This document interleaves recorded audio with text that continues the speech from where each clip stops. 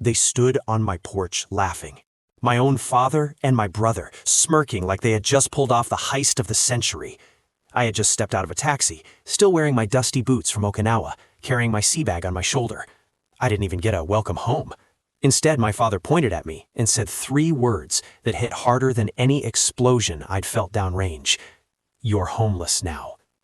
I froze. The words hung in the cold air between us. "What are you talking about?" I asked. My brother Chad snorted into his beer can.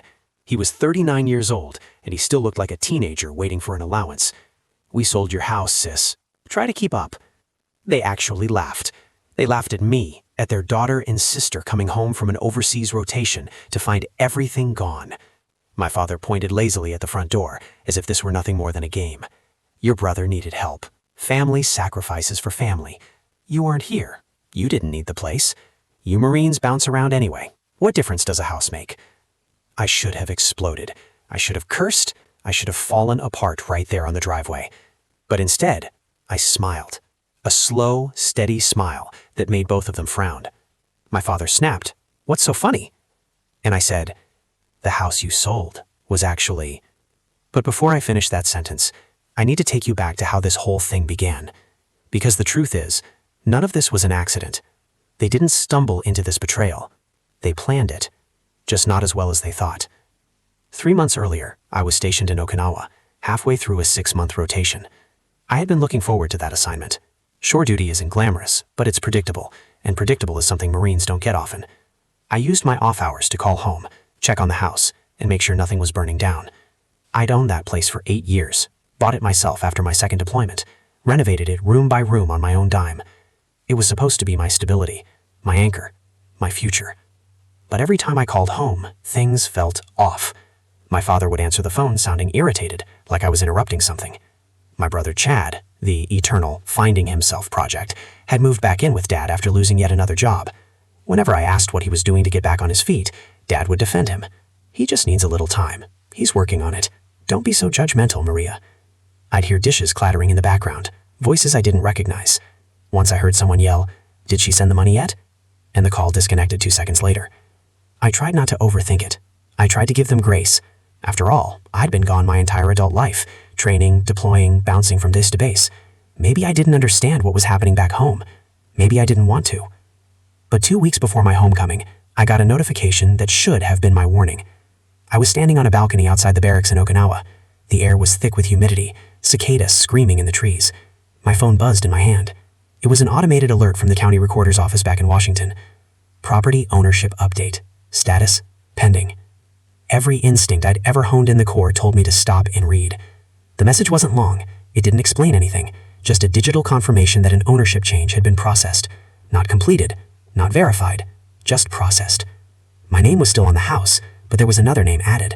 A blurry, incomplete entry, like someone had started to transfer, but hadn't finished it. I immediately called my father. No answer. Called again, straight to voicemail. I texted him. No reply. Then I tried Chad, even though I knew he wouldn't pick up. He didn't. I stood there on that balcony, staring out at the Pacific. The night breeze felt warm against my face, but my stomach had gone cold. Not because I knew what was happening, but because I didn't, and that uncertainty was worse than any truth could have been. The next day, during my lunch break, I asked one of the JAG officers on base, a military lawyer, if he had 5 minutes. He gave me 10. I told him what I'd seen. He didn't panic. He just asked one question. "Who has your power of attorney?" When I said my father's name, something in his expression shifted. Not pity, not judgment, but recognition. He'd seen this before too many times. He told me stories, vague ones without names, about service members getting burned while deployed, families selling cars, cashing out accounts, refinancing properties, emptying storage units, even signing divorce papers on behalf of someone halfway around the world. "Trust is good, Sergeant, but oversight is better." Those words stuck with me. Trust is good. Oversight is better. I asked him what to do next. He told me to request full transaction logs from the county. He showed me which office to email, which forms to submit, how to phrase the request so it didn't get buried. I sent everything that same afternoon. A week later, the file came through. I opened it on my bunk, expecting confusion, a mistake, a clerical error. But the moment I saw the signatures, the dates, the buyer's name, Benson, I felt the kind of cold that sinks into your bones and doesn't thaw. My father had signed the first authorization 2 days after telling me on the phone how peaceful the house felt lately. He'd signed the second after texting me a heart emoji. And the third, the one that allowed the property to move forward for sale, He signed on the same day I'd called him from a field exercise telling him I missed home. He never told me. Not once. Not even a hint. And Chad, the log showed his bank account as one of the destinations for the wired money. I sat on my bunk for a long time, staring at the screen.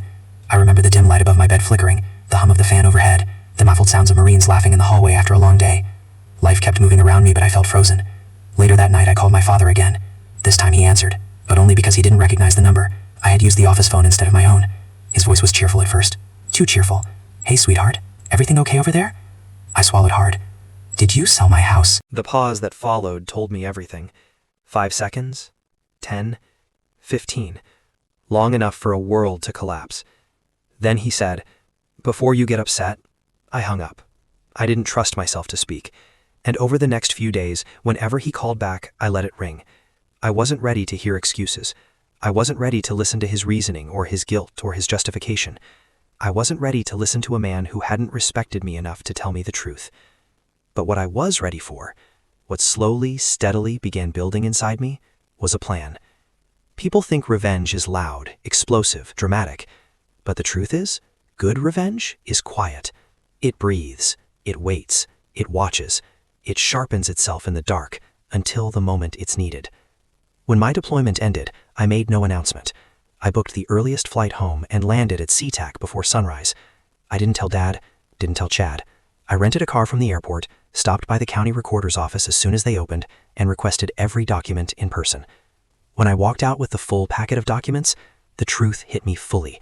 My father and brother had legally cornered themselves. They just didn't know it yet. And now, here I was, standing in the driveway, looking at the two men who had betrayed me. You can always tell when someone's done something terrible and convinced themselves it was justified, I thought, watching Chad lift his beer again like he was celebrating. "Don't look so shocked, sis," Chad said. "Dad had power of attorney. Easy process. You'll get over it." I felt my jaw tighten, but the smile didn't leave my face. If anything, it grew. "Is that what he told you?" I asked softly. My father's eyebrows knitted together. "What's that supposed to mean?" I didn't answer. Not yet. Because what they didn't know, what would hit them like a truck in about 90 seconds, was that the house they sold wasn't what they thought it was. Legally, financially, structurally. They had no idea what they'd actually put on the market. "Well, aren't you going to say something?" my father asked, clearing his throat. I tilted my head, studying him. The man who used to wake up at 5 every morning to make me breakfast. The man who stood in the front row at my boot camp graduation with tears in his eyes. When did he stop being that man? When did I stop being his daughter and become his backup bank account? "When did you sell it?" I asked, voice steady. 3 weeks ago, he said. "It was the right thing to do. Your brother needed help." There it was again. Needs, always about Chad. "And you didn't think to call me?" He scoffed. "You were overseas, busy. You Marines have your heads in the clouds, always too busy to pick up a phone." "That's interesting," I said, "because I called every week." Chad rolled his eyes. "Oh, here we go." I turned to him. "Did you know? Did you actually sit there and watch him sign away my home?" He shrugged, lazy, unbothered. "Dad said it was fine. I believed him. Why wouldn't I? He's Dad." I almost laughed at that, and how unself-aware a grown man could be. I walked down the steps and took a slow lap across the yard. The house looked the same from the outside. White siding, trimmed hedges, the flagpole I'd installed after re-enlisting. But it didn't feel the same. Something important had been broken. Something deeper than a deed. "We put the money to good use," my father called out. "Your brother's debt is handled. He's safe now." Debt. That word sat in my stomach like a stone. Chad wasn't the type who paid off debt. Chad was the type who created debt like it was a hobby. I walked back until I was standing at the bottom of the porch stairs. "You two want to tell me the whole truth," I said. "Or do you want me to find it myself?" "What truth?" Chad crushed his beer can. "You're blowing this way out of proportion." "Really?" I asked. "Because when I left, the house was paid off. I had no debt, no liens. For you to sell it fast, you needed cash buyers. That means desperation." "Whose desperation?" Chad's eyes flickered. Just for a second, but I caught it. "My brother's," I said softly. "So let's hear it. Gambling? Drugs? Loan shark? Which was it this time?" My father exploded. "Stop interrogating your brother like he's some criminal." "I'm interrogating," I said calmly, "because my house is gone." "You were gone," he shot back. "Always gone. Always Marine Corps this, Marine Corps that. You think you're better than everyone. You think you don't need this family. I've been serving this country for 13 years, I said, and every single assignment I came home to this house, my house, the one thing I worked for, the one thing that was mine." He waved a hand dismissively. He'll buy another one. You make good money, better than him. He pointed at Chad like Chad was a helpless child, not a 39-year-old man. I felt something inside me crack, not break, but shift. I saw them both clearly in that moment. Dad wasn't helping Chad because he was kind. He was helping him because he needed someone to need him. And Chad wasn't apologizing because he never had to. Dad always took the fall. And now they'd taken something from me because they assumed I was strong enough to lose it, strong enough to bounce back, strong enough to survive betrayal. That's the thing about being the strong one. People assume you don't feel the knife when they twist it. Then the front door opened. A woman stepped out, blonde hair, sweatpants, holding a mug that said Mama needs coffee. Not my father's girlfriend, not a neighbor, someone else entirely. Who are you? I asked. She smiled lightly, hesitant. I'm Emily, the new owner. My father winced. Chad shifted. My world tilted, because that meant the house wasn't just sold. It was closed, final, complete. And yet, I still smiled. Congratulations, I said to the woman. Did they tell you everything? She blinked. Everything. I looked back at my father and brother. Their faces paled just a shade, just enough for me to know I was not the only one standing in dangerous territory. I turned to Emily. Did they tell you that the house you bought, I paused, letting the tension grow, isn't actually in their name? Emily looked confused. My father's voice cracked. Maria, don't. But I wasn't done, not even close. I'm sure the paperwork looked official, I said to Emily, keeping my voice even. But paperwork only tells one side of the story. I don't understand, Emily whispered. Your father said... My father says a lot of things, I replied. Let me ask you something. When you bought this house, who handled the sale? She glanced at my father, then back at me. A man named Benson. He said he was helping your family with the transfer. I closed my eyes just for a second. Benson, of course. An old acquaintance of my father's. Someone who operated in the gray areas. The kind of man who bragged about flipping houses without ever lifting a hammer. Did you sign anything with an attorney present? I asked. She shook her head. He said it wasn't necessary. He said the family wanted it quick. Quick. That's how these things happen. Quick sales, quick transfers, quick lies, quick destruction. Maria, enough. My father stepped forward. You're upsetting her. I turned around slowly. Upsetting her? You sold her a house you had no right to sell. You stole from me, and you put her in the middle of it. My voice stayed calm, but something sharp moved underneath it. Years in the Marine Corps had taught me that raising your voice was the quickest way to lose power. Silence, restraint, precision. Those were far more effective weapons. You weren't here, my father rubbed his forehead. We handled things the best we could. The best you could, I echoed. Or the fastest way to clean up another one of Chad's disasters. Chad stiffened. It wasn't a disaster, it was a misunderstanding. A misunderstanding that cost thousands, I asked. Or tens of thousands? I turned back to Emily. Emily, I'm sorry you were dragged into this.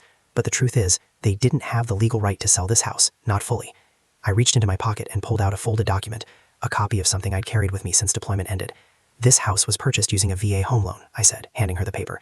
That means certain protections apply, and selling it without me present, without my consent, without proper legal procedure, that is a federal issue, not a family issue. Emily's eyes widened. My father's face went pale. Chad's bravado evaporated completely. Power of attorney, I continued, gives temporary rights to handle bills, repairs, emergencies. It does not give the right to liquidate federally backed property without filing a series of specific authorizations, none of which were done. Emily pressed a hand against her chest. Are you saying the sale is invalid? I'm saying, I replied slowly, that this isn't what you think it is, and unfortunately, you'll need legal help to sort it out.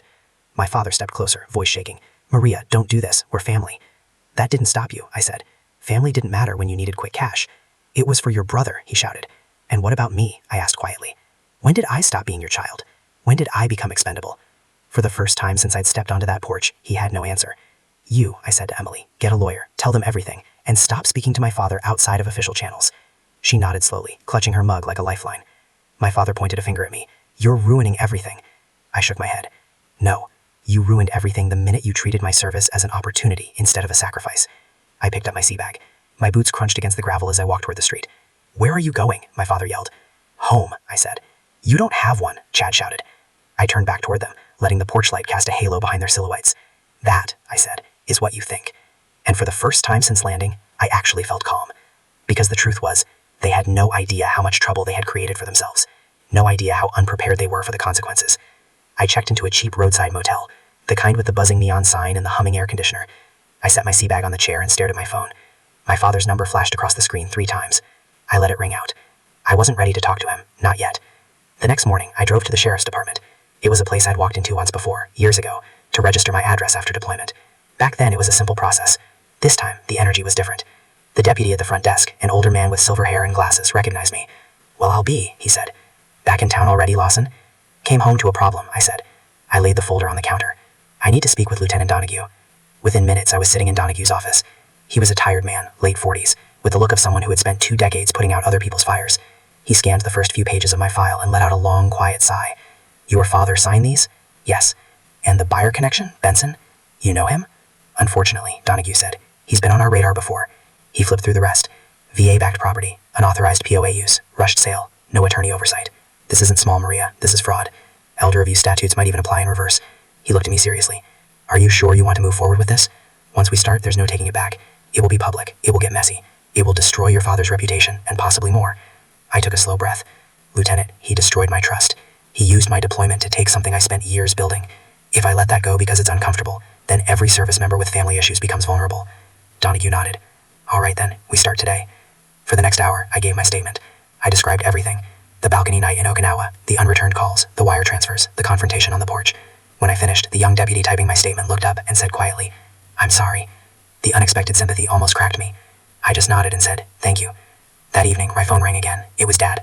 This time I answered. He didn't yell. His voice was small, tight, brittle. "Maria, the sheriff's office came by." "I know. They said you filed a report." "I did." He let out a shaky breath. "You didn't have to do that." I closed my eyes. "I gave you every chance to be honest. You weren't." "I made a mistake," he said again. "You made a series of choices," I corrected, "and each one hurt someone. It wasn't supposed to hurt you," he whispered. "Dad, it was always going to hurt me. You sold my home." There was a long pause. "Can we talk in person?" he asked. "Yes," I said, "but not alone." "Okay, tomorrow morning, your house." "My house," I repeated. "I'll be there." The next morning, the driveway was crowded. Emily was there with her attorney. The sheriff's deputy arrived shortly after. Then my father and Chad pulled up in Dad's truck. They looked smaller than I'd ever seen them. The next morning, the driveway was crowded. Emily was there with her attorney. The sheriff's deputy arrived shortly after. Then my father and Chad pulled up in Dad's truck. They looked smaller than I'd ever seen them. Dad wouldn't meet my eyes. Chad looked like he wanted to disappear into the ground. We stood in a loose circle in the yard. No shouting, no dramatics, just the quiet tension of a truth finally cornered. "I didn't realize it was illegal," my father said, his voice trembling. "I swear to God I didn't." "You didn't want to realize," I said softly. "There's a difference. Statements, temporary restrictions on the property, a forthcoming investigation, the likelihood of charges."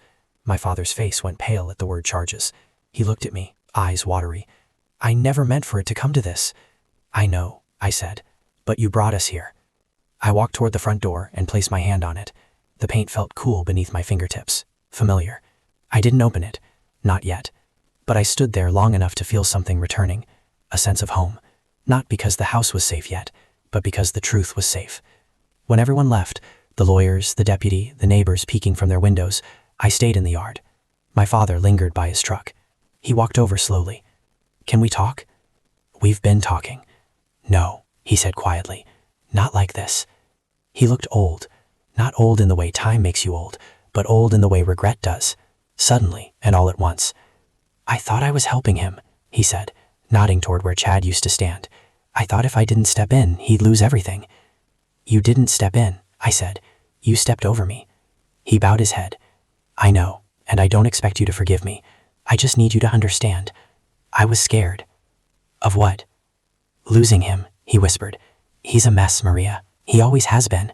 But he's all I have left." He swallowed hard. "And I didn't want to lose you either, but I kept choosing wrong." I didn't soften, not yet, but I listened. "Your mother was the strong one," he continued. "You got that from her. After she died, I didn't know how to hold things together. Chad needed me more. You were always fine. You were always the one who made it. I thought you wouldn't break." "I didn't," I said, "but you broke something in me." His eyes filled with tears. "I know, and you broke something in yourself too," I added. "You just don't see it yet." He covered his face with one hand. "I don't know how to fix this." "You can't fix all of it," I said gently, "but you can start by being honest, and by letting the consequences happen." He let his hand fall.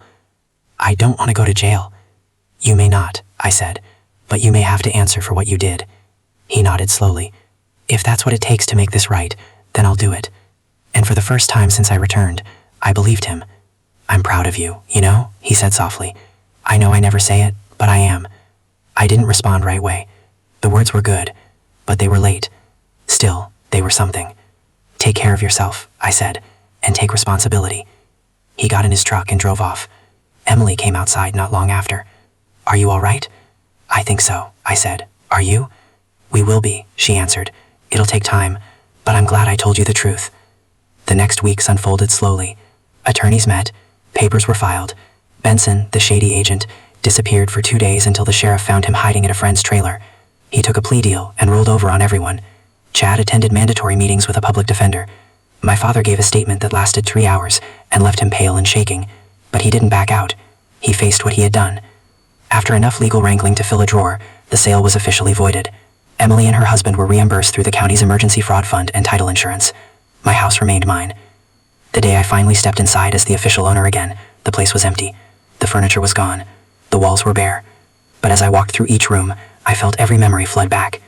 I walked into my bedroom. I ran my hand along the windowsill where I had once carved my initials when I first bought the place. I'd forgotten it was there. The small raised bumps of the letters hit me like a soft punch to the heart. I stood in the middle of the empty living room and whispered, "I'm home." But the truth was bigger than that. I wasn't just home. I was whole again. In a way betrayal couldn't break, and forgiveness didn't erase, but softened, like something sharp finally losing its edge. If there's anything I want you to take from my story, it's this. Family can fail you. People can disappoint you. The ones you love most can be the ones who hurt you deepest. But you do not lose your worth because someone else lost their way. You do not stop deserving a place in this world because someone tried to take it from you. And sometimes, just sometimes, the hardest journeys bring the clearest lessons. You can steal a Marine's money. You can even steal her trust. But you never, ever try to steal her home.